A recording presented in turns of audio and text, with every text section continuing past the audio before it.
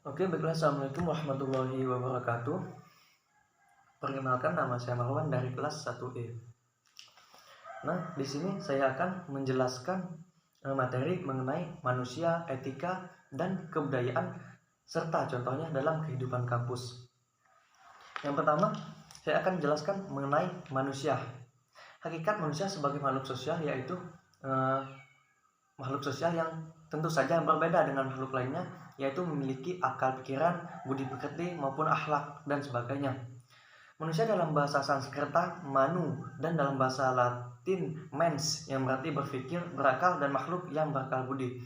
Nah, ketika kita berbicara tentang manusia, tentu saja tidak lepas pandangan kita manusia sebagai makhluk sosial, yaitu berindividu, berkelompok, berbudi pekerti, ataupun memiliki akal yang berbeda dengan makhluk sosial yang lainnya.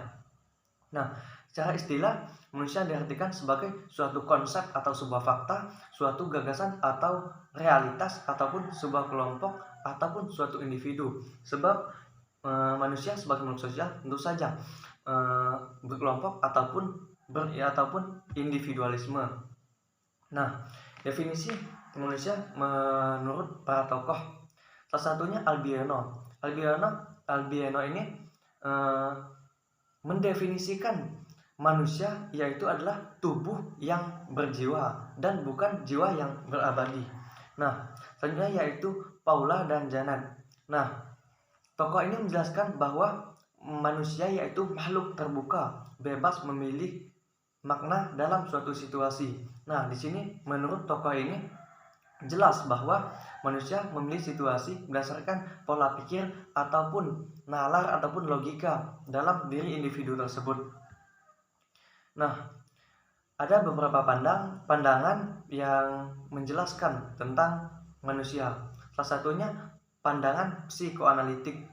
Nah, pandangan ini menjelaskan perilaku manusia yaitu didasarkan atau digerakkan oleh kekuasaan psikologis yang dimilikinya. Maksudnya yaitu setiap tindakan atau perilaku seorang individu yaitu berdasarkan kemauan atau keinginan individu itu tersebut. Nah, yang kedua yaitu ada pandangan humanistik. Berdasarkan pandangan ini, manusia bersifat rasional. Maksudnya yaitu setiap tindakan atau perilaku manusia sangat bergantung pada pola pikir atau logika manusia itu sendiri, sehingga adanya pertimbangan bagi seorang individu dalam menempatkan dirinya atau menentukan nasibnya sendiri berdasarkan pola pikir, logika, atau nalar seorang individu tersebut. Nah, selanjutnya yaitu ada pandangan behavioristik. Maksudnya pandangan ini yaitu perilaku atau tindakan atau etika seorang individu sangat berpengaruh pada di mana individu tersebut tinggal, atau pengaruh lingkungannya sangat berpengaruh pada perilaku atau tindakan individu tersebut. Sehingga pada pandangan behavioristik ini perilaku ataupun tingkah laku individu sangat dipengaruhi oleh faktor lingkungan atau perlunya adaptasi seorang individu tersebut terhadap lingkungan di mana seorang individu tersebut berproses atau individu tersebut berada. Nah, selanjutnya etika. Ketika kita berbicara mengenai etika, menurut definisi secara saya sendiri, etika ini yaitu suatu wadah yang mempertimbangkan baik buruknya atau sesuai atau tidak sesuainya suatu perbuatan, perilaku, atau akhlak seorang individu ataupun kelompok sebagai kodratnya seorang manusia. Nah, etika berasal dari bahasa Yunani yaitu ethos, yang berarti kebiasaan atau watak. Secara umum, etika ini diartikan sebagai aturan ataupun tata cara yang digunakan sebagai pedoman individu dalam melakukan perbuatan dan tingkah laku. Nah, di sini seperti yang saya jelaskan, adanya pertimbangan antara sesuai atau tidak sesuainya suatu perilaku ataupun tingkah laku individu dalam kehidupan, baik itu bermasyarakat, bernegara, dalam keluarga, dan sebagainya. Nah, selanjutnya ada teori yang membahas tentang etika. Salah satunya teori etika konsekuensialisme. Nah, Berdasarkan teori ini lebih berdasarkan pada baik atau benarnya suatu hal, yaitu dipandang dari akibatnya. Nah, contohnya mencuri. Nah, di sini mencuri dipandang sebagai suatu hal yang buruk karena akibatnya merugikan salah satu pihak ataupun pihak lain.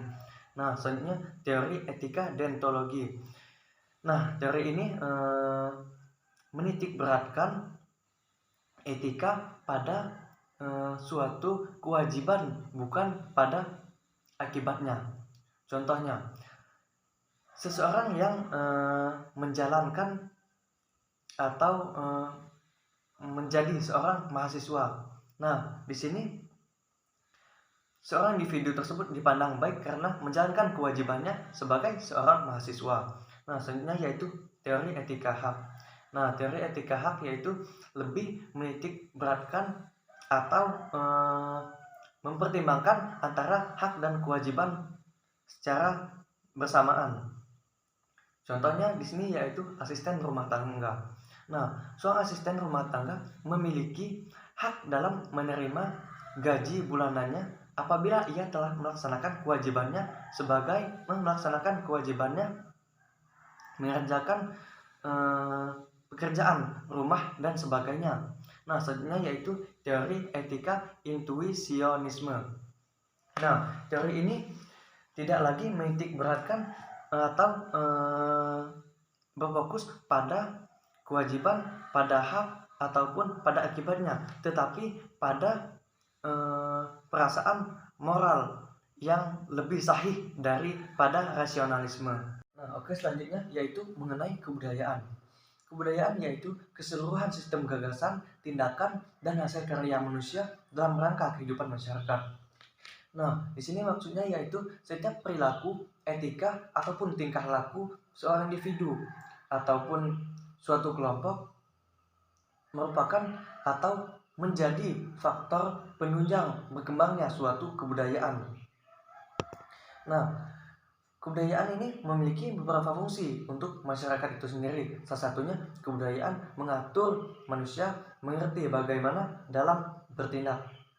Contohnya yaitu menentukan sikap atau akhlak seorang individu dalam berhubungan dengan orang lain. Contohnya yaitu bagaimana seorang individu menghargai orang lain, baik itu orang yang lebih tua ataupun sederajat dengannya. Selanjutnya, salah satu fungsi kebudayaan yaitu sebagai wadah dari segenap kebangsaan Indonesia. Nah, menurut saya manusia, etika, dan kebudayaan ini merupakan suatu hal yang berkaitan. Kenapa saya katakan demikian? Sebab setiap perilaku, tingkah laku maupun akhlak seorang individu ataupun etika seorang individu merupakan faktor yang menunjang berkembangnya suatu kebudayaan yang baik. Nah, selanjutnya langsung saja contoh dari manusia, etika, dan kebudayaan dalam kehidupan kampus. Yang pertama yaitu salah satu contohnya yaitu bentuk penghormatan, yaitu bagaimana kita sebagai mahasiswa menghargai sesama sivitas akademik, baik itu dosen, sesama mahasiswa, ataupun keluarga besar suatu kampus. Salah satu bentuk etika dan kebudayaan ini juga dapat kita lihat dari bagaimana kita sebagai seorang mahasiswa menaati tata tertib ataupun peraturan yang sudah ditetapkan dalam suatu kampus. Salah satu etika lainnya juga dapat kita lihat dalam bentuk etika penelitian dan pengabdian dan berbagai bentuk etika lainnya dalam kehidupan kampus yang menjadi penunjang peradaban ataupun menunjang berkembangnya suatu kebudayaan baik dalam suatu kampus. Sebab etika, moral, ataupun tingkah laku maupun perilaku yang baik dalam suatu kelompok, baik itu individu dan yang lainnya, merupakan suatu faktor yang menjadi penunjang kebudayaan yang baik. Nah, itulah sekian dari saya. Wassalamualaikum warahmatullahi wabarakatuh.